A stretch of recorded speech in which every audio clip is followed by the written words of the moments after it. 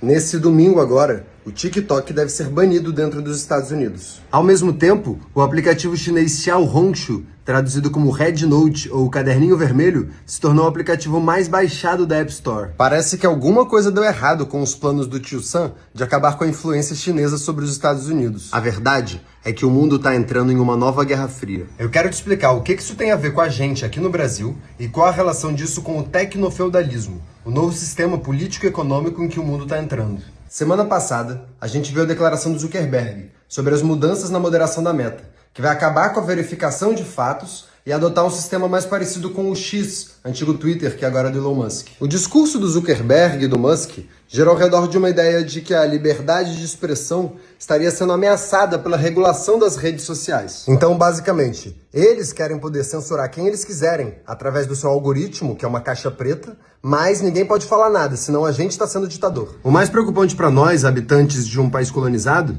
é que o Marquinho também disse que vai se juntar ao Trump para pressionar governos ao redor do mundo por uma desregulação cada vez maior das redes sociais. Zuckerberg mencionou diretamente a União Europeia e a América Latina, onde ele disse que havia tribunais secretos. É só a gente lembrar da briga entre Elon Musk e Alexandre de Moraes que dá para perceber o que eles querem. Acabar totalmente com a nossa capacidade de impor qualquer limite às empresas de tecnologia deles. Ironicamente, apesar de se dizerem os paladinos da liberdade de expressão, agora o governo norte-americano está banindo o uso do TikTok dentro dos Estados Unidos. O argumento deles é que o TikTok poderia ser usado pelo governo chinês para espionar os cidadãos americanos e disseminar desinformação e propaganda. Exatamente aquilo que já está comprovado que as empresas de tecnologia norte-americana fazem no Brasil e no resto do mundo inteiro. Então, quando o Brasil quer regular as empresas norte-americanas que coletam dados dos nossos cidadãos, isso é censura e fere a liberdade de expressão. Mas o governo americano não quer nem deixar os aplicativos chineses entrarem no seu país com medo que eles possam fazer a mesma coisa. Pelo menos, agora está ficando insustentável manter a farsa de que a China é um país fechado e ditatorial. A decisão de Pequim de bloquear os aplicativos norte-americanos e desenvolver suas próprias alternativas locais parece cada vez mais acertada.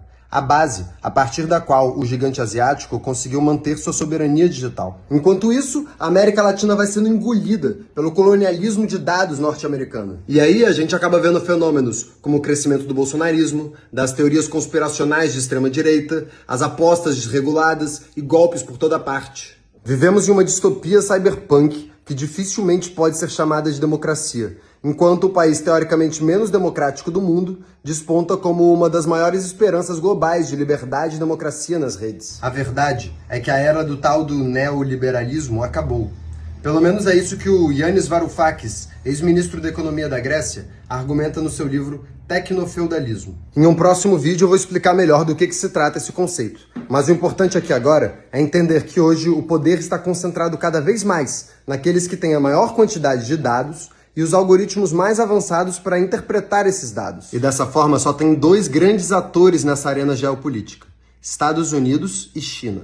No seu livro, o Varoufakis inclusive alerta que, embora os Estados Unidos tenham grande vantagem, a capacidade de planejamento e centralização do governo chinês coloca eles na frente, em diversos aspectos, na corrida por concentração de poder tecnofeudal. Ele afirma então que, para poder correr atrás da China, os Estados Unidos precisariam fundir seu sistema financeiro, político e tecnológico, algo que a China já fez. Para mim, os anúncios recentes do governo Trump, que vai ser empossado na segunda, dia 20, sinalizam exatamente isso. Não é que o Zuckerberg decidiu se aliar ao Trump, é que o Trump decidiu usar o mandato dele para fundir Wall Street, a Casa Branca e o Vale do Silício e tentar transformar os Estados Unidos na maior potência tecnofeudal do mundo. O Trump já anunciou que cargos centrais do seu governo vão ser entregues para o Elon Musk e para outros 15 bilionários do setor de tecnologia. Por isso também que é tão interessante ver americanos, brasileiros e gente de vários lugares migrando para o Xiaohongshu e para outros aplicativos chineses. Ao contrário do TikTok, que vai ser banido e que é um aplicativo feito para o público ocidental, o Red Note tem maioria chinesa. E ao contrário do que a mídia ocidental faz parecer, ele é aberto para qualquer um entrar. Eu fiquei explorando a rede nessa última semana e fiquei chocado com a diversidade e a qualidade do conteúdo que eu encontrei lá. Uma comunidade que tem artistas, guias de viagem, comida, memes, conteúdo político, marxismo, identitarismo LGBT, feminismo. Na minha experiência, O aplicativo tem uma vibe muito mais colaborativa e comunitária do que essas redes sociais que a gente já está acostumado a odiar. O maior desafio ainda é a barreira linguística, apesar de que tem muita gente lá ensinando mandarim para quem tiver interessado. E no mínimo, é só usar um aplicativo de tradução e você consegue se comunicar diretamente com as pessoas dentro da China.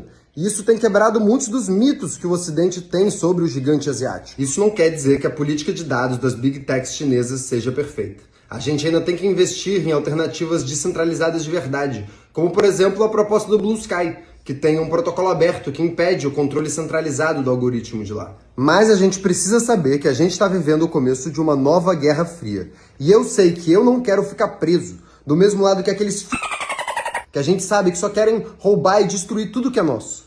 No mínimo, tem alguma coisa muito importante que a gente tem que aprender com a China se a gente quiser mesmo ver uma América Latina livre. Oi, eu sou o Andrade, eu estudo comunicação, política e tecnologia e eu estou fazendo vários vídeos sobre como poderia ser o mundo se os dados fossem nossos. Segue aqui se você quiser ver mais como esse.